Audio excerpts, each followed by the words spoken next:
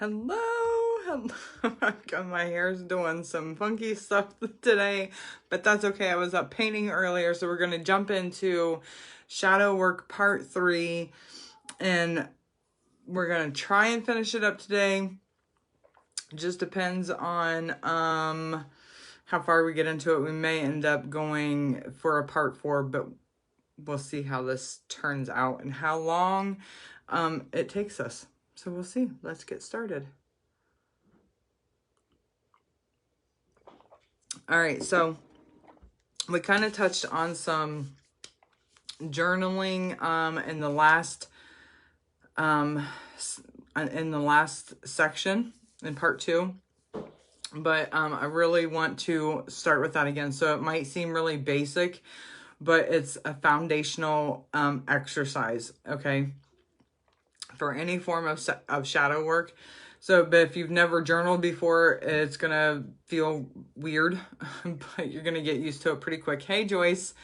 So all you need to do is write out what you're thinking and how you're feeling. It's a method of identifying your thoughts, and it's simply sitting and trying to untangle thoughts in your head, and it can feel like you're wrestling with an unknown problem in the dark. So journaling allows you to turn the lights on and get a clear idea of what you're working with. All right.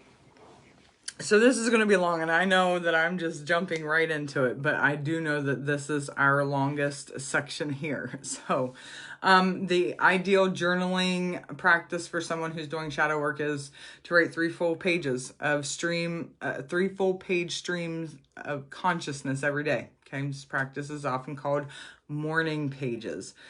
But I don't think doing it in the morning is strictly necessary. So this is like any time of day. It sounds like a lot, and it is a lot. Most people, it's going to take 20 to 30 minutes. But you can do it at any point in time during the day. The length is important, right? 3 pages gives your conscious mind a chance to get out of the way. Often when we journal in short bursts, we only let the surface tension. So this is what I was talking about before. The surface tension, hi Sean, is what is being touched upon when we're only journaling in short bursts. So we're only writing about the things that we want to look at. In a way it seems coherent and it's too jarring, right? So the rational mind wants to make everything nice and neat. By pushing past that stage, that's when we get into the deeper levels of the consciousness. So rational mind gets bored of trying to restrict what you're writing, and that's when your words begin to flow. So suddenly things are you're starting to write things that you didn't realize were bothering you, and things that you didn't realize that you were thinking about. That you didn't know that you were feeling, things that you didn't know you were feeling start spilling out onto the page. That's when it can be really messy, but that's when it's really revealing, okay? So it's actually rocket fuel for shadow work. So if you stop there and you did nothing else, you're still going to get a ton out of this, which is great. But you can think of it as like a brain dump for your daily life, okay? Doesn't have to be some fancy notebook or anything. Doesn't have to be some fancy journal. You can just go grab you a 50-cent journal or spiral bound notebook at the dollar store, or Walmart has them. The 99-cent spiral bound notebooks, whatever, just use that. You're the only person seeing it anyway. This is for you and you only. This is for nobody else. This is yours. Nobody else is to read this. This is yours. That's the whole point of a journal, right? It's for you. Okay. Let's see. You want to observe your emotions, okay? You are not your emotions. Your emotions are a sense, much like a sight and touch are senses. Emotions tell you what is happening internally and in your surroundings. It's a way for your subconscious mind and the body to communicate with the conscious mind. Remember that, okay? If you feel as though you cannot control your emotions and currently don't see any way that you could harness them, your first step is to view them as something separate from you. If you're somebody who currently cannot feel your emotions, this process is going to be a little bit more difficult, but you should first know that there's absolutely nothing wrong with you. Yep, there's people out there who say, yeah, I don't feel any type of emotions. There's nothing wrong with you. Not feeling your emotions is a state that arises when the emotions are somehow made invalid, or they're, for whatever reason, made to feel dangerous by the outside world. So that means that your lack of emotional feelings is something that your subconscious mind is doing to protect you. And it's doing a very important job, but it's doing it in a way that may be cutting you off from your emotional power. So if that's the case, you want to take this process very slow, and you may want to work with a therapist who can support you in your emotional explorations, or only take a solo practice in shadow work when you are in an environment that you feel extremely safe in, okay? All right. The first step in learning to observe your emotions, you're going to start at a very basic level. Emotions are actually your physical sensations. The subconscious triggers physical sensations in the body, which are interpreted by the conscious mind as emotional states. Hello. Let's see, where am I at? I'm trying to stay on track here. For the vast majority, people who cannot feel emotions, the body is still having these physical reactions. The physical feelings of an emotion is simply either not recognized as an emotion or it's ignored, okay? So in order to reconnect with the very basic level of your emotions, you must tune into your body. To learn to feel your emotions, suggest setting a timer to go off 4 to 5 times a day. And when the timer goes off, describe to yourself exactly what you're feeling at that very moment. And it's okay. If you can't interpret these sensations as emotions just yet, you're just gonna simply get into the habit of noticing them. Okay, write them down. Let's see. You can look up a list of descriptions of what you're feeling if you are one of those people who lack emotion. And it'll kind of cross-reference to figure out what emotion it is that you are experiencing. Let's see. To use the practice of observing your emotions in your journaling practice, start your journaling with I feel and go from there. You can fill in the physical sensations and emotions, whatever you're feeling. Anytime you get stuck, just start over with I feel and come back to the core idea. Okay? So next we're going to talk about observing the shadow. This is a little bit different from the previous, which was the journaling and observing your emotions. So it does build on them, however. When you're observing the shadow, you're actually working with seeing yourself. So we ignore ourselves basically a ton because we're trained to. You're like, what? Yeah. So we ignore ourselves because we're with ourselves 24/7. Okay? And we don't notice things because sorry, the kids are back there playing, I don't know what they're playing, cops and robbers, I guess.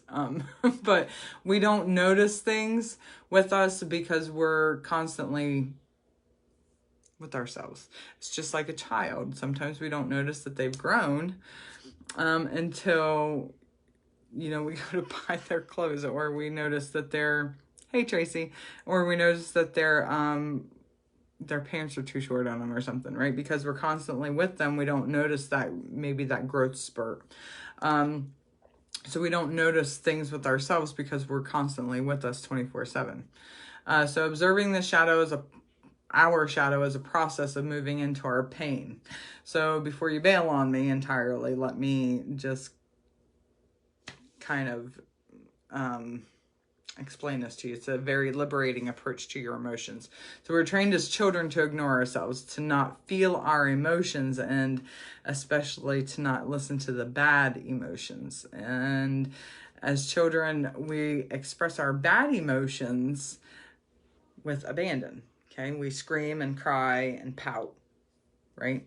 These open displays of emotions are not socially appropriate, right? Remember, you continue to do that, I'm going to take you out of the store and we're just going to, deal with it, right? So those so often, the adults in our lives discourage us from having these outbursts, either by ignoring us or punishing us. As we grow older, this ban on our negative emotions never lift. As children, many things are distressing. We're brand new to the world, right? We're going to school is scary. Someone making fun of us seems like the worst thing in the world. Not getting what we want is unfair. Life's unfair. From the adult perspective, these things seem silly, right? But as a kid, we're serious because we don't know. So when an adult dismisses these feelings, or worse, punishes the child for them, they're training that child to not have negative emotions openly. So this is huge, because when we were kids growing up, we didn't know this, right? And our parents surely didn't teach that, at least mine didn't. But, these are things that I wish maybe I knew when I was younger. So ignoring your uncomfortable emotions is essentially self-abandonment. A part of you is hurting and needs to be loved and safe, and instead of giving it the love and safety it needs, you run away. That doesn't sound very self-loving. The thing is, we're going to find that when you actually give your pain attention, when you really listen to it, it does go away. So this is crazy, right? So our emotions are, after all, a way for our body and subconscious mind to communicate with us. If you're experiencing very painful emotions, it's kind of like your subconscious screaming at you for help. When you actually stop and listen, it no longer has to yell. It doesn't have to be crazy anymore, right? It doesn't have to be so intense to get our attention. And say, what's wrong? And then be quiet. There's no more yelling, no more crazy. We have painful emotions, and it's a way for us to actually be better. It works for children too. So sitting down and listening to them explain their problem to us. This is what I was getting at earlier. Even if it's hard for them to find the words, will often end a tantrum very quickly. Crazy. So it's simple enough on paper. When we feel a strong emotion, just simply sit with it. Close your eyes, let it wash over you. Let it get really intense. Listen to what your mind says as the emotion comes over you. At this point, you're not trying to make any sense of what's happening. You don't need to explain it. You don't need to rationalize it. Don't need to control it. Don't tell it to stop being irrational. Just feel it. Notice what comes up, how the emotions move in your body. When it starts to taper off, and it's going to very quickly, that's when it's a good time to get your journal out, okay? Write down what comes up while you were feeling, what reasons popped into your head, who's the feeling directed at, what did it feel like in your body. We're not judging the emotion, not labeling it good or bad. It's not rational or irrational. It just is. And the goal is not to change the way you feel, but to understand it, okay? Now, tricky part is for every emotion, there's a deeper root cause in the subconscious. So that's where we want to follow the thread, right? This is where we're trying to go deeper of the emotion back to figure out where it started. So figuring this out on your own is where it's tricky. Start by asking yourself, why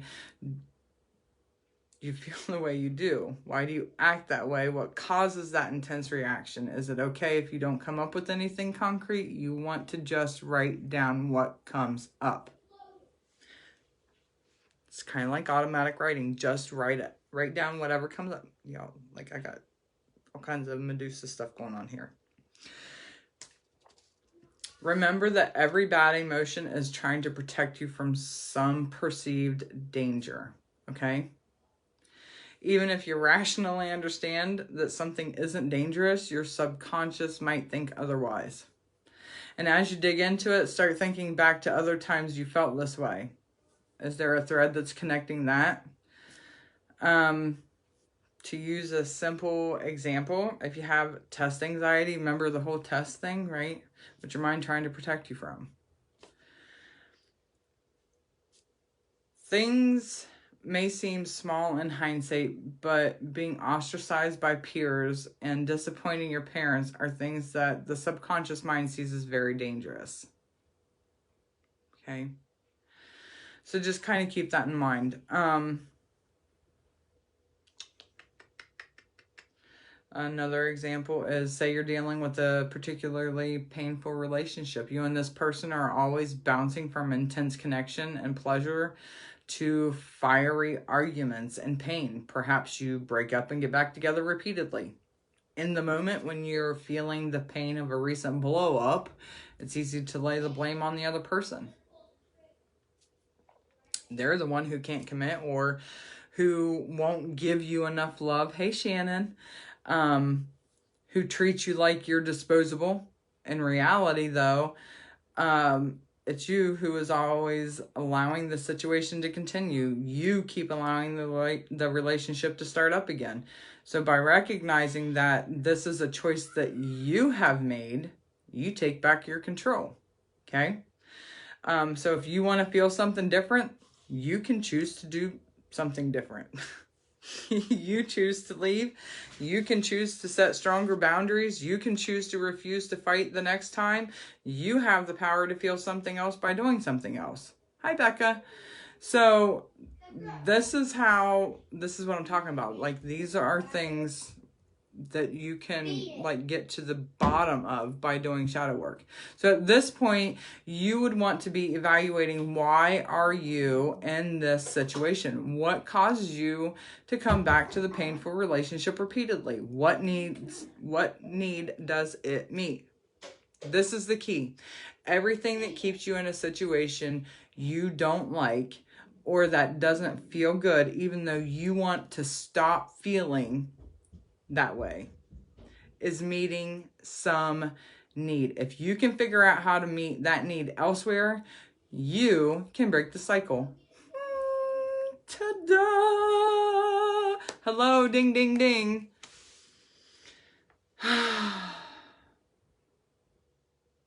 Perhaps through the process above, you realize that the fiery on again, off again cycle is meeting your need to feel loved. So if you've defined love subconsciously as someone always being willing to come back to you no matter how many times it blows up, then this is what you're going to seek out repeatedly. And it's going to take these kinds of ideas about love. We see these kinds of relationships all around us in life and in the media from the time we're very young. Okay? So once you identify this belief that love is defined subconsciously as someone always being willing to come back, no matter what or how bad it gets, you're able to change that belief. Okay? A final thing about observing your shadow is it can be difficult. It can be difficult. Okay? I'm going to stop with that one right there. It can be difficult. So I'm going to move into changing a belief.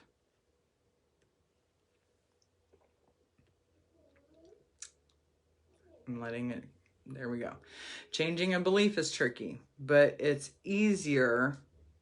It can be easier by doing the exercises that I've talked about previously, okay? Journaling, learning to observe your emotions, observing the shadow. They all help to identify the beliefs that you're holding that aren't serving you anymore, okay? So once you have identified your beliefs, then you can begin to change them using a simple evaluation technique. Are you ready for this? You can start by choosing a specific area of life that you're struggling with using the previous techniques. Write down at least 10 beliefs that you have about this particular subject. Example, say I'm struggling with money. General financial instability in my life, and my list of beliefs might look like this, okay?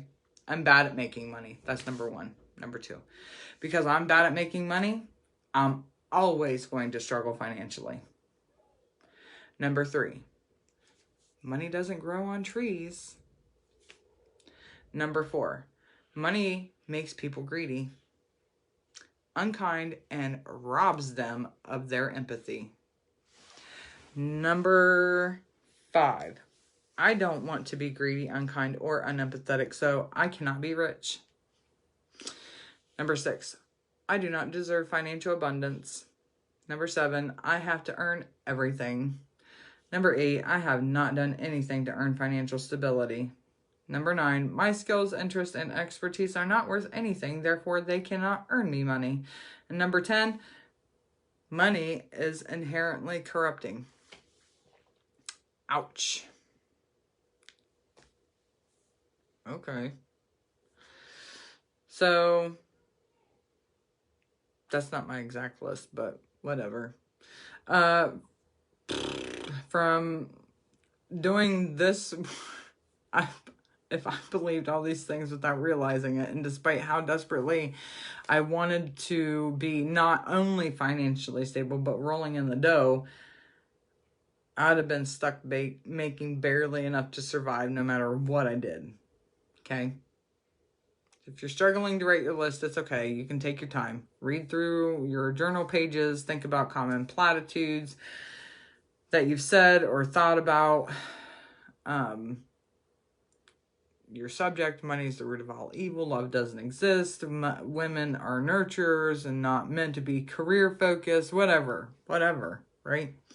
So once your list is complete, look over it. Circle the 1 to 3 points that stick out the most. These might be the ones that hit you the hardest. The ones that are the root cause of other items in your list, or simply the ones that stick out to you, period. Now you're going to take each of those points through a questioning process. Think of yourself as almost cross-examining your beliefs. You want to cast doubt on them. You want to make it slip up and get its story wrong. You want to expose it as untrue. That process might look something like this. Unhelpful belief. Money makes people greedy and unkind. Question. Is money always the reason that people are greedy and unkind? Well, your answer would be no. Greed and unkindness can exist without money. Take my cranky old neighbor who yells at the kids who want fruit off of his trees. Okay. Another example would be, is it possible that people who are both rich and greedy and unkind were that way before they became rich? Well, the answer would be yeah. Their greed and unkindness could have existed previously and allowed them to become rich via less than savory means. Okay, so those are just some examples. So when you've thoroughly hammered that unhelpful belief into submission, it's time to rewrite the belief. And you might rewrite the belief to the above example as being money is neutral and a reflection of how it is used. I am kind and generous, so any money that I have allows me to be more kind and generous. So basically, you're just exposing yourself to it as much as possible. Okay, rewrite your old belief and then expose yourself to the new belief as much as possible. That way, now you're instilling your new belief in your mind, okay? After enough practice, you might find this to be very useful in the moment tool. It might be a very useful in the moment tool. There we go. That's that. Now we're going to talk about dream work. Dream work is absolutely wonderful for figuring out what's going on in your subconscious mind. First things first, we have to be able to remember our dreams. For those of you who are saying, but I don't dream. Yeah, you do. You just don't remember them. Either that or you've never entered REM sleep. Okay? And you're a walking zombie on the brink of death. So the first thing we have to do is learn to remember our dreams. So I did grow up in a household where me and all of my sisters talked about our dreams. My mom, all of my sisters, we would all talk about our dreams. Occasionally my dad might talk about a dream, but most of the time he didn't remember his. That's for a whole nother subject. But we did talk about our dreams. And still to this day, my sisters and I, when we have dreams, we'll call each other up in the mornings and we'll call them. And we'll talk about them. Like, oh my God, listen, I had this crazy ass dream, or whatever happened. So the key is you need to talk about them, because talking about them is going to help you remember them. You also can think about journaling them, keeping a journal by your bed, and as soon as you wake up, writing it. If you don't have anyone to talk to about your dreams, writing them out is a great way to get it down, and it's going to help you to remember your dreams as well.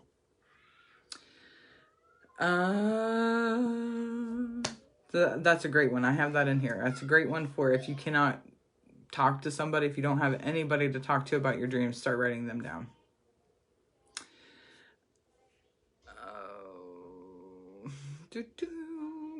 Break green even if you can't remember your dreams.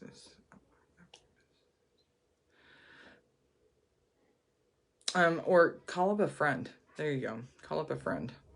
Talk to somebody in the break room. Strike up conversations, as long as it's not like, I don't know, maybe you have friends in the break room that like crazy, weird dreams or something. I don't know.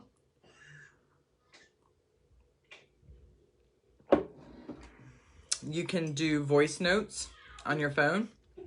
That's a good one. You can stay in bed, not turn on the lights. Especially if you want to go back to sleep afterwards. So if you get woke up in the middle of the night, just by setting the intention to write them down before you go to sleep, that's really good. Set up your dream journal on your phone, or like I said, the journal by your bed. So if you set the intention to write your dreams down every night for a few weeks and get nothing, then use the conversational method above. I know it can feel really silly at first, but it does really work. And you might be surprised to find that how excited people are to talk about their dreams. It's crazy, but people love to talk about their dreams. So now once you're remembering your dreams to some extent, you can start using them for your shadow work. It's really easy in practice. All you're doing is writing down your dreams and working out what they mean. You can go to dreammoods.com to look up your dream meanings. And while they're not always 100% on point, we all have unique brains. They are generally a great place to start. You can also Google dream meanings, okay? And you can Google like themes or whatnot. For example, you know, a rash of dreams, whatever. You can just Google your dreams.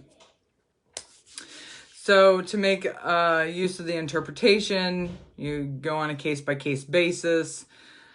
Dream work is essentially an identification strategy that gives you a window into your mind so that you can come out with an unfiltered view of what's going on in there.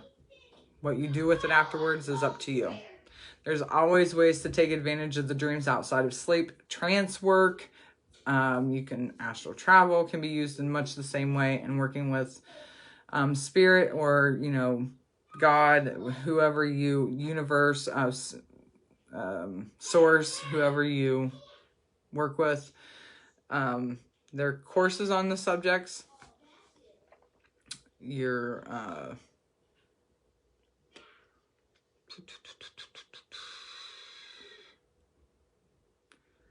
all kinds of stuff. There's all kinds of stuff. Anyway, Google is a great place to Google's a great place to research stuff. And there's going to give you a ton of links to dream meanings, dream meaning websites, all kinds of things. Anyhow, it's just a great place to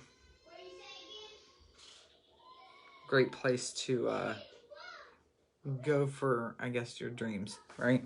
All right, the last thing is the dialogue with yourself. This is one of the best ways. Oh my gosh.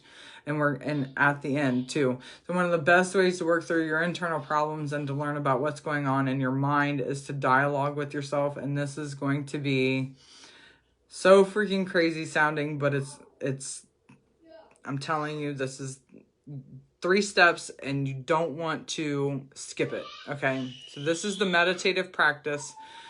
So take a moment to center, make sure you ground yourself before you start. You're going to effectively be splitting your consciousness temporarily into 2 parts. One part that is struggling with whatever the problem is, and one part that's there to help the other part. That is very important. It doesn't matter how irrational, silly, uncomfortable, or cringy you think the struggling part of you is. Your goal is to help it and be kind. You want to treat the part of yourself the way that you would treat a loved one or a child. They deserve compassion, caring, and comfort. Okay? Step 1 is stepping into 2 roles. So center yourself, steady your breathing, and call a visual of yourself into your mind's eye. If you're not a visual person and have a difficult time with mental visualization, it's okay. Do your best. And supplement with other forms of sensory imagination, okay? Call to mind the particular problem, pain, or struggle that you want to address. Allow those emotions to really show up in your body and feel them. And when you've got those feelings available and present, imagine yourself stepping out of your body and turning to face yourself. There are now 2 of you. The you that is hurting, which was left in your body, and the you that is there to help you. You'll find that the version of yourself that you turn around to see doesn't look exactly like your body did when you sat down. You might turn around and see a child self, a self that is quite beat up, or a self that is all but unrecognizable to you, and that's okay. All versions of you deserve love and recognition and help. And if you're someone who struggles with your self-love, this is a very tangible way to start. One thing to keep in mind is while doing any form of shadow work is that you cannot get rid of any part of who you are. So every part of you that exists, whether it was labeled bad or good, must be loved the same as every other part. Trying to chop off or deny parts of yourself doesn't get rid of them. It only rejects them and forces them into the subconscious, where the expression of that part self becomes twisted and unpleasant. So bringing those unwanted parts of self into the light and learning to work with them in a positive way can be incredibly illuminating and help you learn to make the most of your strengths and weaknesses. Okay? Step 2 is to listen. Now that you've turned and you're looking at yourself, you have the opportunity to ask the struggling part of yourself what is wrong and what it needs. Ask questions with the intention to listen and understand. Do not accuse. Do not try to talk this part of yourself out of feeling that the way that it does.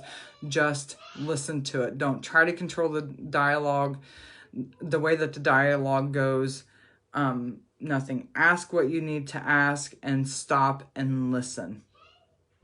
Your subconscious is going to provide the answers. Give it the space to answer you, okay? It might just sit there and cry. If it does, let it happen. hug them. It's you. Hug yourself. Step 3, this is the part that you absolutely cannot skip. This is incredibly important, and this is reintegrating, okay? When you have completely finished your conversation, you need to reintegrate the pieces of yourself so that you are not stuck, separated from this part of yourself that you've been working with. How do you set this up to you? So I generally find that hugging them and reabsorbing them into myself is a good way to go. But you can play around with whatever feels natural to you. So just make sure that you take them back into yourself, so that you are one person again. Never leave yourself in this split state when you are not directly working with a dialogue like this. Another way to use the dialogue method is through a journaling exercise. So rather than doing this as a visual exercise, call up the emotions and then ask that hurting part of yourself the questions you want to ask. Write out the answers as that hurting part of yourself. Don't censor or overthink what comes up. Just let yourself write whatever needs to come out. After you finish journaling, it's a good idea. Record the whole experience and what you learned and agreed to do for the part of yourself you were working with. When you're done, take some time to care for yourself. Caring for yourself could be a moment to cuddle with your cat, your dog, whatever. It could mean giving yourself a full movie night or a bath, a sea salt bath, an Epsom salt bath. Get out in nature, have a meal, eat some root vegetables to ground yourself.